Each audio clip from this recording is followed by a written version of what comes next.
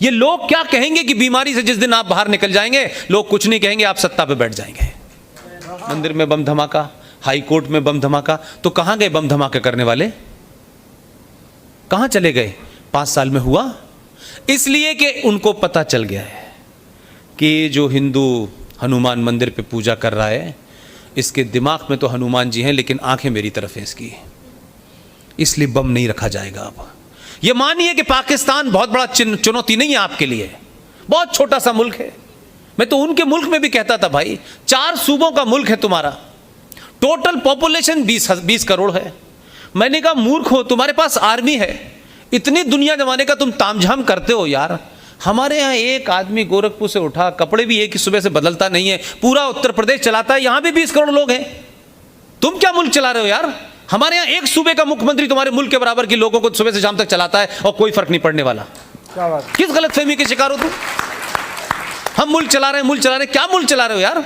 तुम्हारे मुल्क के अंदर पिछले 70 साल में तुम ना तो अल्लाह के सामने आंखें उठा के बात कर सकते हो, और तुमने 70 साल में पाकिस्तान में क्या किया?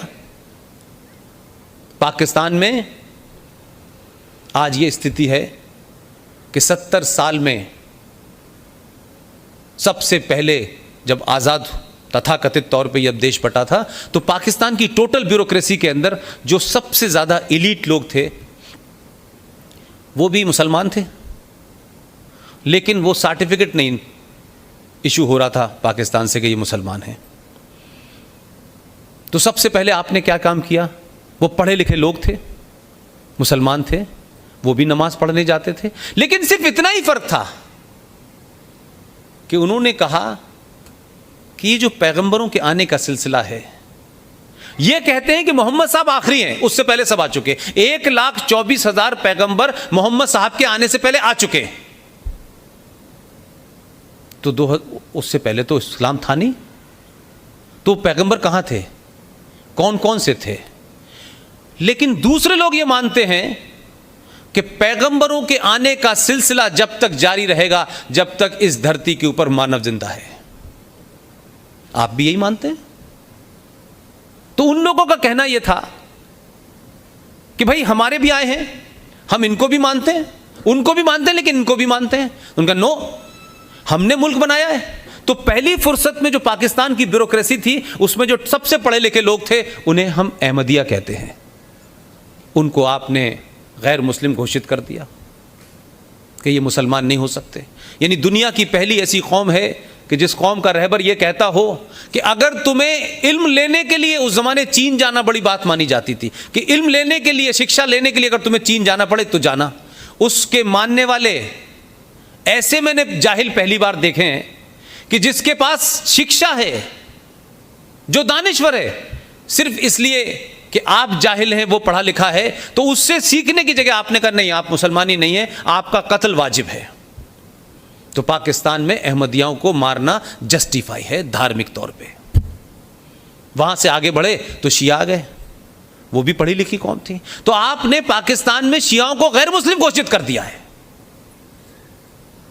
तो आखिर कौन है ये? कौन लोग है भाई? जिस पाकिस्तान को बनाने के बाद बड़े खुश थे कि अब तो हमारी हुकूमत होगी, अब तो हम पूरी दुनिया, और अब तो ये मानते हैं कि पाकिस्तान को अल्लाह ने बनवाया है।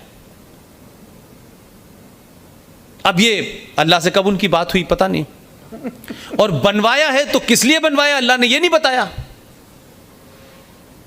तो अब वहां की स्थिति यह है भाई कि अगर भारत 6 महीने पाकिस्तान का नाम न ले, सिर्फ नाम न ले पाकिस्तान का 6 महीने में, तो आप सोचिएगा इतनी सिविल वार होगी कि आप देखते रह जाएंगे। ये तो धन्यवाद देना चाहिए हमारे यहाँ के कुछ नेताओं को, कुछ पार्टी के लोगों को, जो अपने आदमी भेज के कहते हैं कि नहीं नहीं आपको हमारी ज़रूरत है, हम चाहते हैं हमारी मदद करें, हमारे यहाँ सरकार हम अकेले नहीं हटा पा रहे, आप अपनी कुछ ताकत हमें दें। इसलिए उसकी रिलेवेंस बनी हुई है। 6 महीने भारत पाकिस्तान के बारे में बात करना बंद कर दे, पाकिस्तान में सिविल वॉर होगी। उनकी यूनिटी का ही फॉर्मूला यह है एंटी इंडिया, कि हिंदुस्तान की नफरत पे वो खड़ा हुआ है। और हिंदुस्तान से नफरत तभी तक है जब तक सत्ता पे मोदी है। जिस दिन मोहम्मद अफजल साहब बैठ जाएंगे ये नफरत खत्म हो जाएगी।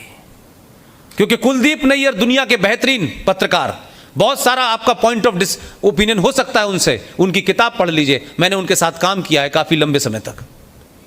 अपनी किताब में कह के गए पाकिस्तान के अंदर एक बहुत बड़ी तादाद में जो इलीट है पाकिस्तान का, और भारत के अंदर एक पॉलिटिकल इलीट है हमारे यहां जो सिर्फ ये सोचता है कि 700 साल की गुलामी के बाद मुगल जब यहां मौजूद थे तो भारत की अपर कास्ट ने अंग्रेज़ों के साथ साठगांठ करके जो हुकूमत मुगलों से हमें मिलनी चाहिए थी वो अंग्रेज़ों ने हिंदुओं को दे दी है। लिहाजा ये लड़ाई उस वक्त तक जारी रहेगी जब तक हम ये हुकूमत नहीं ले लेंगे। इस सोच के लोग पाकिस्तान में हैं, ये कुलदीप नैयर अपनी किताब में लिख के गए हैं।